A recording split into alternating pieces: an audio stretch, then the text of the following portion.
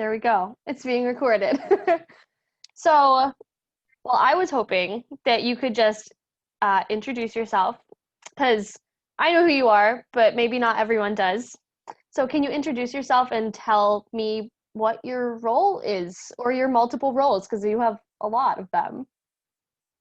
So I'm Paul Farmer, and I'm a physician and an anthropologist, specifically an infectious disease physician at the Brigham. Although I work in a similar role clinically in lots of places, I'm very lucky to have joined a group of friends back in the 80s and started a not-for-profit called Partners in Health. And collectively, there's quite a few of us, probably 18,000. And we work in a dozen countries, and I've gotten to go to all of them, although most of my work clinically and programmatically, that's a term we can go back to if you want, has been in Haiti and Rwanda. And I'm in Rwanda right now. I've been here for almost a month and headed back shortly. And let's see, my role, my day job, I'm a professor at Harvard Medical School. And I was lucky enough to start on that path decades ago. I didn't really see myself as being lucky enough to be a full-time academic, but because I was very committed and am very committed to clinical, and again, I'll use that term, programmatic work, particularly in Haiti and Rwanda. But Harvard Medical School and the Brigham have been wonderful to me and allowed me and an increasing number of faculty members to work in global health equity as if we were really interested in the whole globe. So how's that for I could go into the specific titles. I'm a chief of a division at the Brigham and a department chair at Harvard Medical School.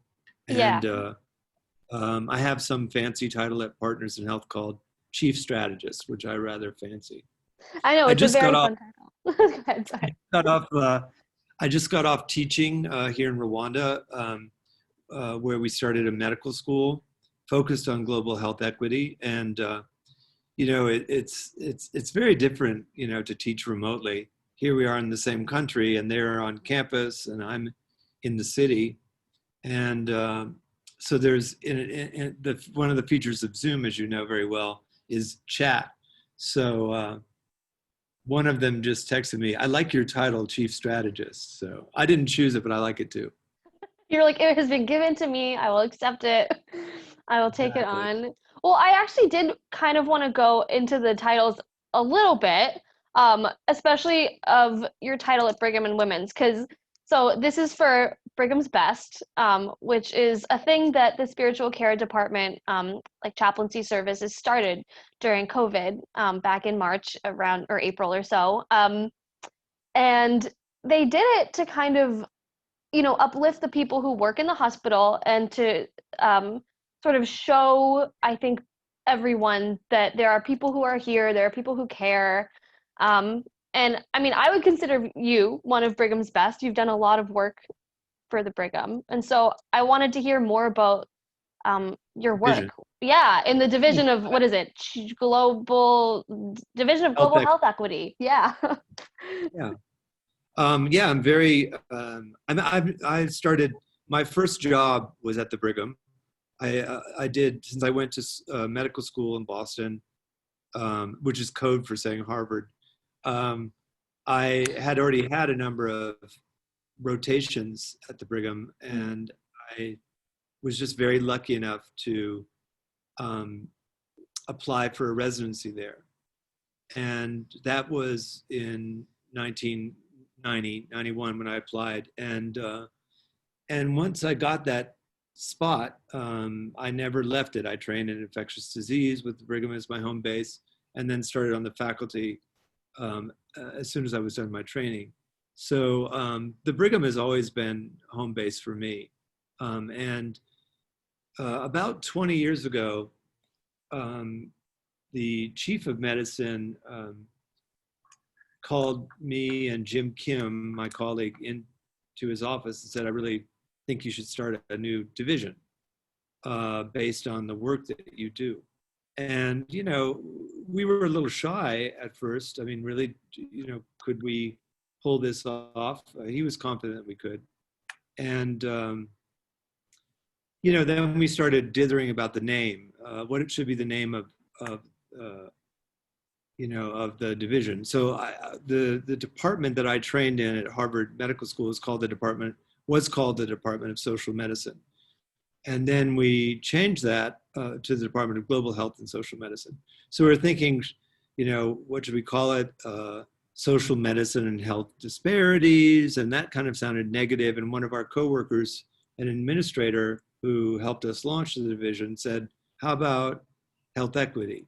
And really, we'd use that term a lot, but we stuck with it, and that's where the name comes from, and the ideas come from some of the things that you've already read about, as you said in your email.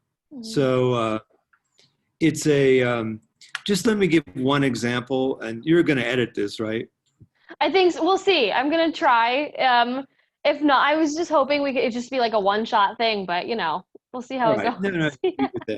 Yeah. Well, I mean, one of the things that we wanted to do was to train. This is what a teaching hospital does is for over 100 years is to focus on clinical services to patients, to generate new knowledge, research, and to train physicians, and preferably physicians, nurses, managers, chaplains, social workers, everything. So we thought, how could we have a residency training program that was fully credentialed?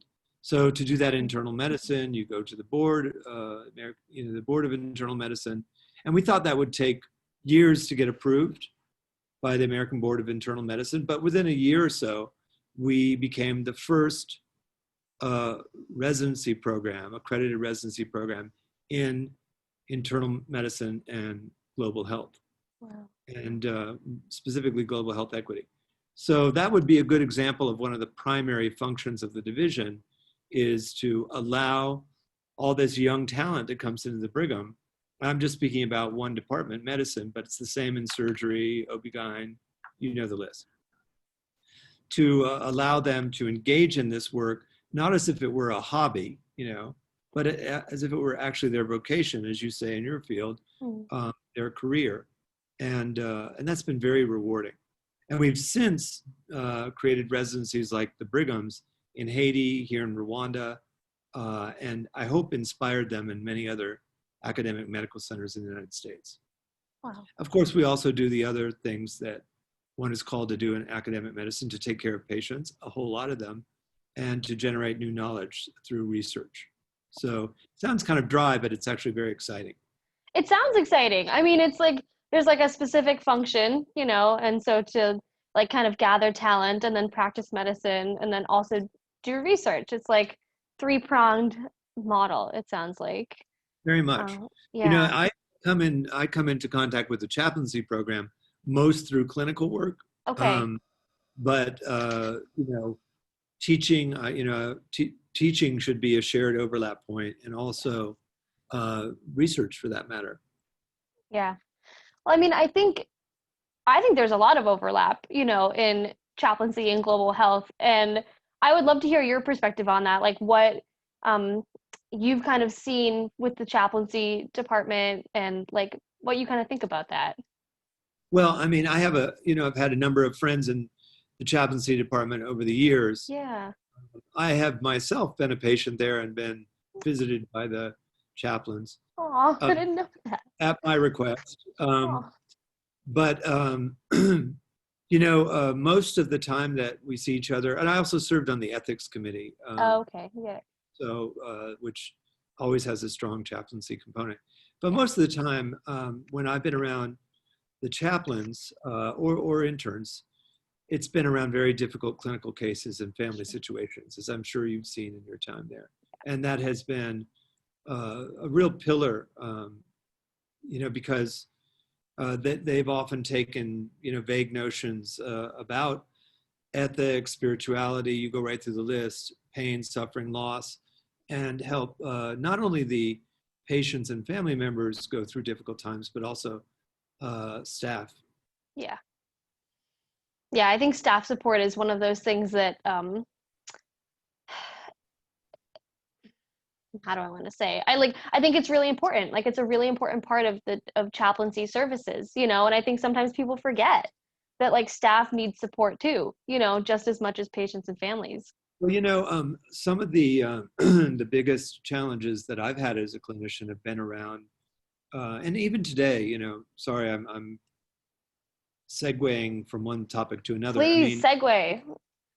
I was just thinking of the earthquake in Haiti, but before I go there, which is a kind of difficult place to go Yeah. emotionally, um, one of the reasons I was on the phone with the students or on Zoom with the students here is because they have been completely isolated since the beginning of this pandemic.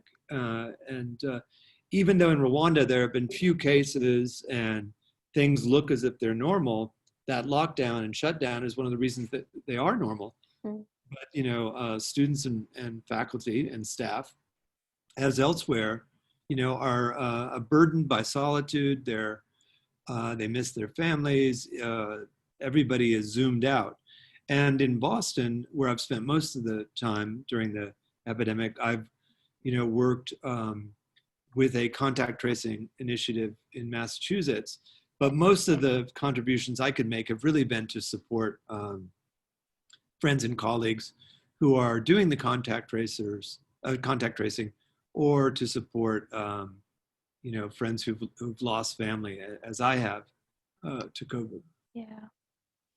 So that's kind of the work that you've been doing, like here in Massachusetts with the contact tracing. Yeah, I feel like if you want to call it chaplaincy, Yeah. it'd be fine with me. Yeah. It's social chaplaincy. Um, Someone even said I looked like a priest today, although this is just a Rwandan shirt. But I was wondering, I was like, it's a very cool shirt. I was noticing it actually. Yeah. it was a gift, and I wore it to please the students. I love it. So, That's awesome. but during crises, Yeah. and this one feels in some ways slow motion compared to the earthquake in Haiti. Yeah. During crises, that's what we all need, is that moral support and accompaniment. And that's not something you learn a lot about in medical school, although we're trying to. Yeah, it seems like a lot of the students now are at least familiar with chaplaincy and like the kind of services that we can provide. I think it's an ongoing process. But I like what I hear from what you're saying is that like chaplaincy looks like a bunch of different things to different people in different times and places, you know, and Yeah. just and like the process of support like can't be underrated, you know, when going through something big or small. And that's kind of what I got out of what you said, you know, like you're doing the work of chaplaincy. Um, And proudly. yeah. Sometimes we talk about the quandary ethics of the individual. Mm, And a lot of the work of the chaplaincy could be described that way, yeah. right? You have a patient in the ICU, the story. Of course, the story varies, but there are some similarities too.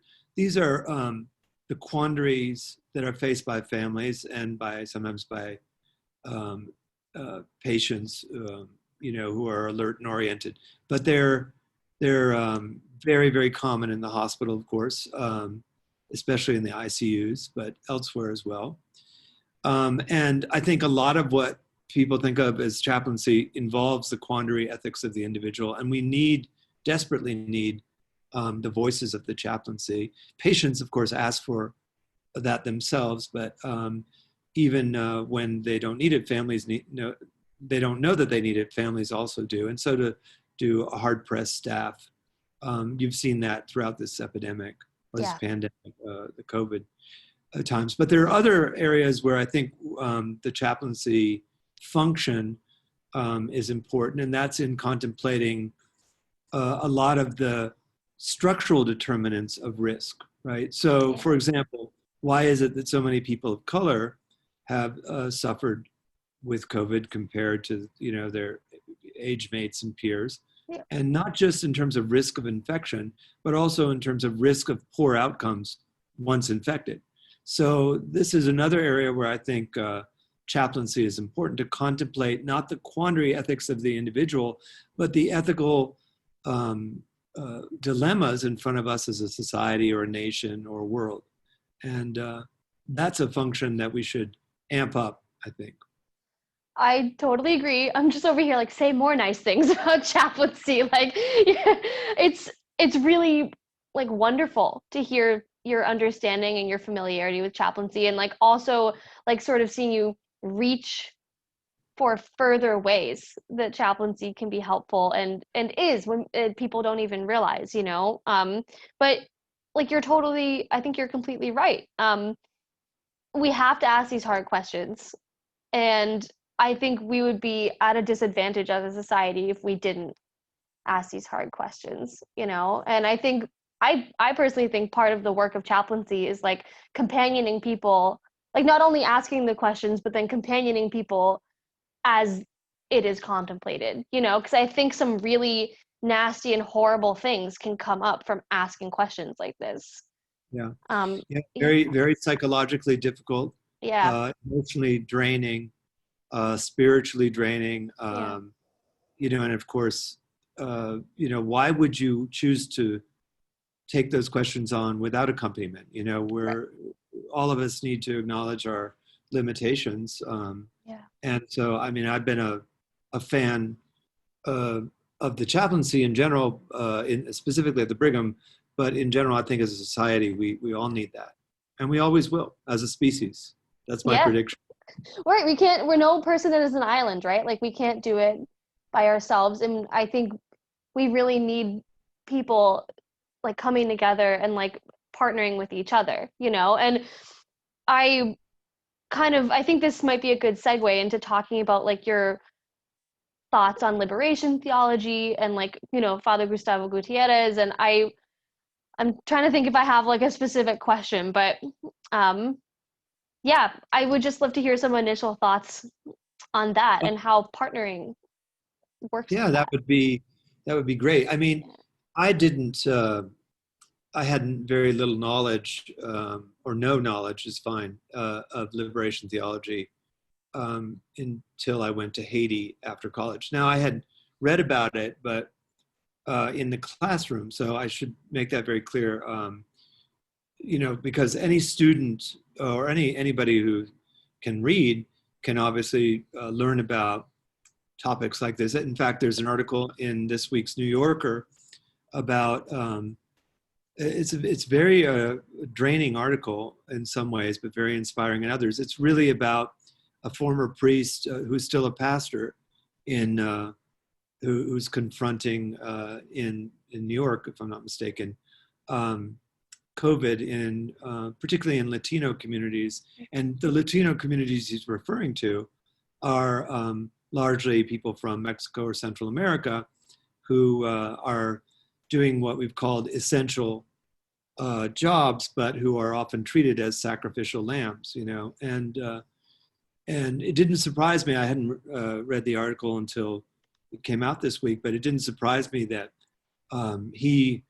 this pastor drew his inspiration from liberation theology quite directly, and had been trained in theology in part by people who would be considered, like Gustavo Gutierrez, pioneers in that arena. For me personally, it was first in Haiti, where I went in between college and medical school, where I understood, I think, what the stakes were in Latin America, because a lot of people would consider Haiti as part of Latin America. So I will mention, since it's mentioned in the book that you were good enough to read, that I was raised Catholic, but that my real first encounters with being Catholic or being inspired by liberation theology came from those Mm, experiences. Since you mentioned Father Gutierrez, I will say that a few years later, when I was still in training at the Brigham, I had occasion to go to Peru, where I went again and again and again, just to take care of patients with a very deadly, but happily somewhat unusual form of tuberculosis, drug-resistant tuberculosis. So I got to know him as a person um, uh, in the mid '90s, and that only deepened my admiration of him. But then I started reading his work more carefully, and so that notions like accompaniment, structural violence, um, and just the general kind of mandate to be hopeful as people, um, a lot of that has been inspired by reading liberation theology. Now, I don't consider myself knowledgeable on that score, although I managed to pull off writing a book about it. But that was really something, as I said, that anyone could do. Anyone could read those texts, and I read a lot of them over the years. They inspired some of the work that I've done, but also the academic work that I've done. But more importantly, they were important to me in a soothing way, back to our comments about chaplaincy. So thank God he's still around, Father Gustavo. And, you know, what I tried to do with some of that writing was to use these insights from liberation theology and apply them to medicine and public health. Yeah. And what is, actually, well, there's a lot. You said a lot. And so I'm trying to think of the path that I want to take. And I would love to hear like how you are taking those tenets and applying them to medicine and public health. But I also want to hear, oh, sorry. Go ahead. Okay. And yeah, I was gonna say, but I also want to hear about like more about your journey, like in faith, you know, and how you said you were raised Catholic, but didn't really experience what it meant to be Catholic and like embody that until you got to Haiti. So whichever question you feel like you want to start with. Well, I can tell you it's the first question. Okay. I don't usually talk about the second question, although I will with you. Okay.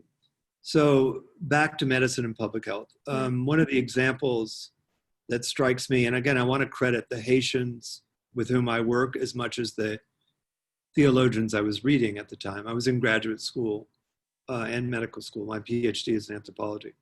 But I was also very focused on pragmatic interventions from the beginning. And I think most physicians and nurses are focused on pragmatic interventions.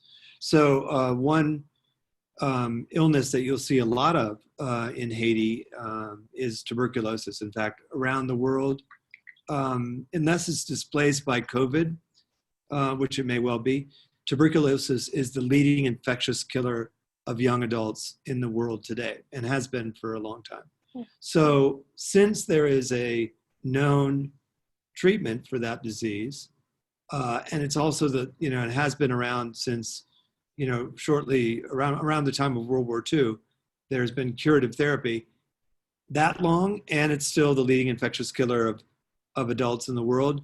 You want to ask, how can we get people diagnosed and cured, and what's going wrong? And one of the ideas that I took from the Haitians was accompaniment, we literally called the community health workers we trained to follow the progress of the patients on a almost daily basis, actually on a daily basis. We called them accompagnateurs. That was a term I learned in Haiti. But then I started reading about accompaniment in books by Gustavo Gutierrez and others writing in the tradition of liberation theology, which, as you know, in the Americas is largely identified with the Catholic Church. Yep. Specific times and places, the 60s, 70s, Latin America, Brazil, Mexico, Peru, etc. And, I don't know if Father Gustavo loves this, but when he's called the father of liberation theology, I think he should be proud of that. And he's a modest person, so he might not be proud of it. But see, that's a specific application of a notion of solidarity, or, I would refine that as pragmatic solidarity. Because solidarity, you could say, I'm in solidarity with, people with COVID, people of color who are at great risk of dying of COVID. But what does that mean if you're not thinking about the staff, the stuff, the space, the systems that are required to either diagnose them promptly or to bring them to cure? Solidarity is a sentiment.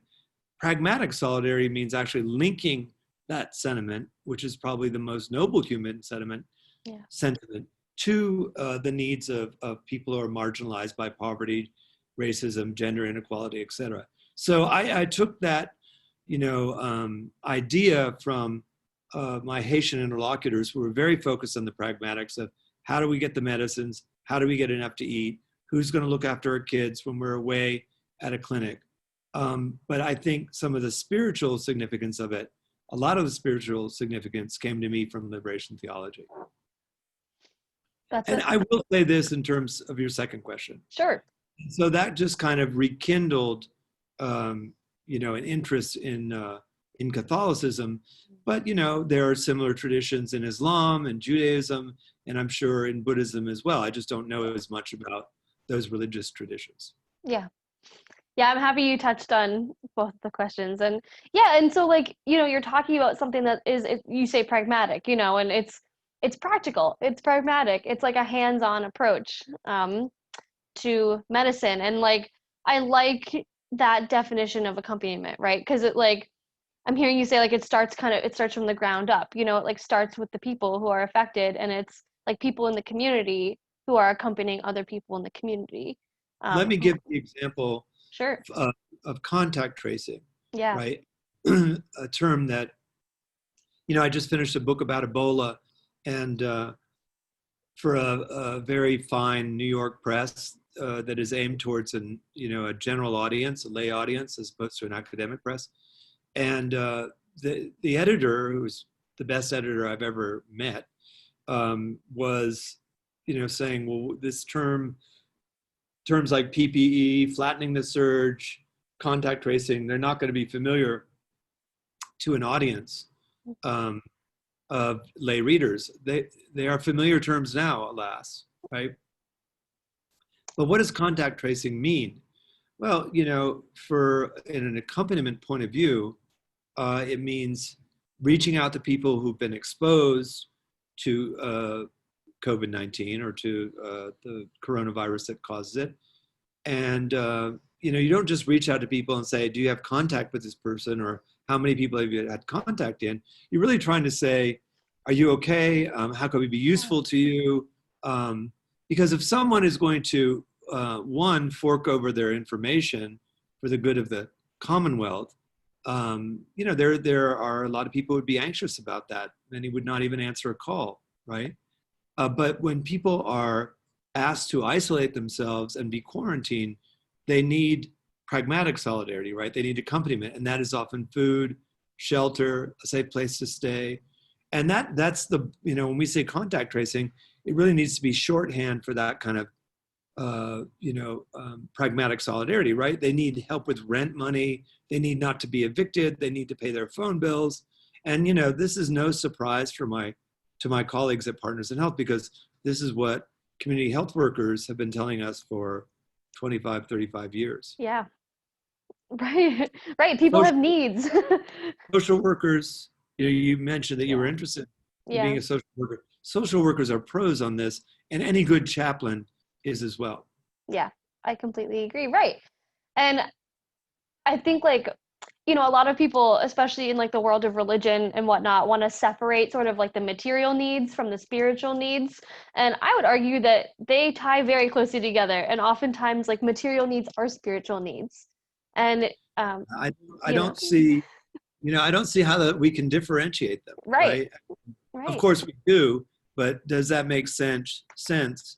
Does it make sense socially, analytically? It certainly doesn't make sense spiritually, or it doesn't make sense. People don't come in these neat little divisions. These are my spiritual needs, these are my medical needs, these are my psychological needs. So, I'm lucky enough to be a physician who's been trained in that tradition. But I think, I'm just saying, I personally derive no small amount of sustenance from liberation theology. But whether it were called liberation theology or not, whether it was called theology or not, there are ways to tap into that wellspring of knowledge and support, I believe, for anybody, regardless of whether they're secular or, whether or not they come from a specific religious tradition. Yeah, well, that actually ties in with a question I wanted to ask, because we're coming up on time in a little bit, but my question is like, how do you keep from getting overwhelmed with the work that you do? And I'm Who wondering, says I don't get overwhelmed? is what? Who says I don't get overwhelmed? Well, right. Well, so I guess the better question is like, what happens when you do get overwhelmed? Like, what do you do? Well, the earthquake is the toughest thing that I've lived through, having lost a lot of proteges, friends, colleagues, and I can just say that nobody is an island, as you said earlier. And what that means for me is I work with a lot of just wonderful people. Um, and that's the answer to the question as well. You know, just as you pointed out, you know, if you're a nurse in the ICU taking care of COVID patients or a physician, this is an overwhelming situation, even within the well protected, well circumscribed boundaries of a Brigham ICU, right? And, you know, why would you ask someone to be able to manage that on his or her own? I certainly would not. And that's where people like you come in, right? We all need that kind of support. And whether it's spoken or not, the fact that it's present is very meaningful. So how I keep from being overwhelmed is to work with a lot of wonderful people. And some of them are dear friends I've worked with for decades, and others are people who become friends in the course of, you know, difficult times. Do you ever get angry at the injustices that you see? Sure. But, you know, one outlet for that is, again, service, right? Yeah. And prayer and reflection.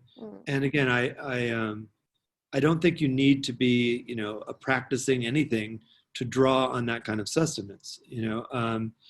You know, one of my best friends who is a priest, or someone I very much consider a great friend, who's a priest in Boston, lost his mother to COVID, you know, and watching his homilies both before and after that loss, which was recent, you know, I just, again, that's another way to not be overwhelmed, to bear witness to others who are facing similar problems, and to, you know, actually attend to those insights and to be available for them. So back to anger, I'm not suggesting that, you know, he wasn't angry, or that others shouldn't be. There's a lot of injustice in the world, and we certainly see it, I believe, unfurling in the United States, not just now. In fact, what we see right now is more awareness of longstanding and structural injustices.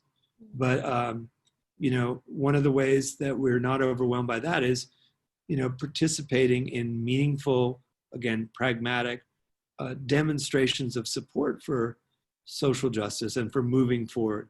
You know, there was a George Floyd protest in front of the Brigham, probably while you were during your, you know, internship. I was there, and so were a lot of my clinical friends. You know, so I just think to get back to your specific question, one way to not be overwhelmed is to be there for each other, and without each other and that kind of accompaniment, I think all of us are at risk for being overwhelmed.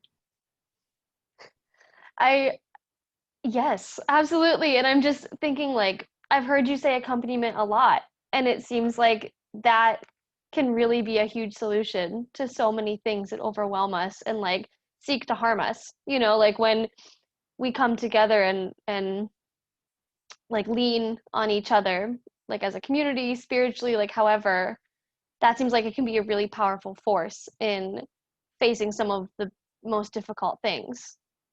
Well, I'd be willing to go out on a limb, Karen, and say I think it is the most powerful force, the most powerful tool, not just as a concept, but actually being accompanied and accompanying others. And medicine should be central to medicine.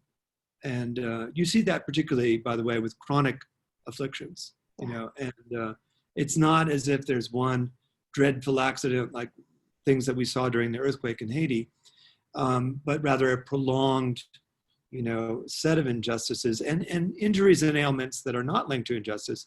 And, you know, it's a mistake to think that we can, you know, plow through these, you know, these difficult times on our own. Accompaniment is the key.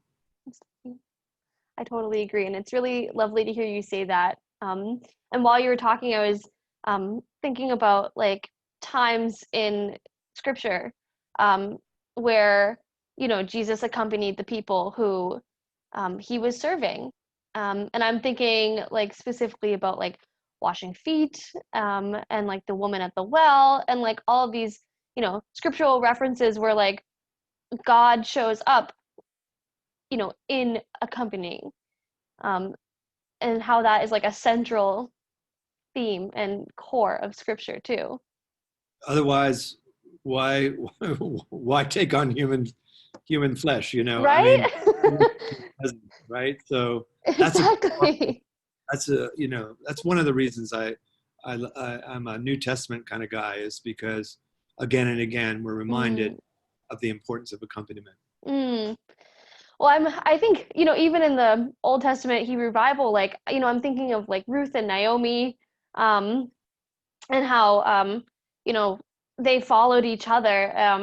And I think Ruth followed Naomi, and she was like, "Where you go, I'll go, and where you stay, I'll stay." And to me, that is like so, so, so powerful, because it's like, I will be there with you, and it just blows my mind sometimes to think of like all of these, like when you start looking at scripture that way, it's just like so apparent. Well, my eyes were opened to that by people like Father Gutierrez. You know, Mm, that of what it meant, what the scriptures meant, and yeah. he's also an Old Testament scholar. And theology is in so many ways over my head, but Me I too. mean, it doesn't mean that we can't. All of us can draw on inspiration from it. Right. And again, one of the reasons that Father Gutierrez and I wrote that book was really to reach out to people in medicine and public health. I mean, as I said at the beginning, it wasn't surprised me a little that you had that people from the Brigham had read it, but it's not the kind of conversations that we have every day during rounds, Right. Right. but just to close with one last example from here in Rwanda. um, as I said, this country has been under lockdown, and like all the universities have closed their campuses except for one that we founded. But the students there and the faculty who remain there have also been isolated. So one of the first things I was able to do was go to a hospital that we built with the Rwandan Ministry of Health, Mm, and there's a very large cancer care program there with a lot of help and input from people from the Brigham and the Dana-Farber, by the way. And the administrator of the program, or one of the administrators, not one of the clinicians, is a fellow named Godfrey, and he's very passionate about cancer care. This is probably the only ambulatory cancer center anywhere in rural Africa. And at one point, as many as 2/3 of all cancer diagnoses pass through this cancer center. mm, And so I was thinking, as one does, what happened to all those patients during the lockdown? Not only are most of them, of course, are from Rwanda, but we have patients from Burundi, the Democratic Republic of Congo, and Uganda, and probably other places. And how did they get their chemo, or what happens if if they had neutropenia and a fever, and so I asked them that, of course, and we all put a lot of stock in accompaniment, right? There's even a home to receive family members, which is again nothing I've really ever seen in a rural African hospital before. And he just told me that they went to every extreme to go track down people across international borders when those borders were closed, to get them their medications, to bring them back if they needed. And to me, that's just a reminder, was for me, and I hope it is for you, that all of us need accompaniment, and that it has such pragmatic utility in clinical medicine, that it's something that I would believe might bring some hope and inspiration to, let's say, the hard-pressed nurses in an ICU at the Brigham, who are like all of us, struggling to get through some very difficult times. yeah. Wow. Thank you Thank for you for sharing. having me. Yes, thank you for sharing, and thank you for chatting with me for like almost an hour. It's been a really great conversation. Well, Um, I feel the same way. yeah, I'm So, gonna end the recording, but then we can close out off of that if you would like. So I will officially say in the recording, thank you for chatting, and I will end it here. Let's see.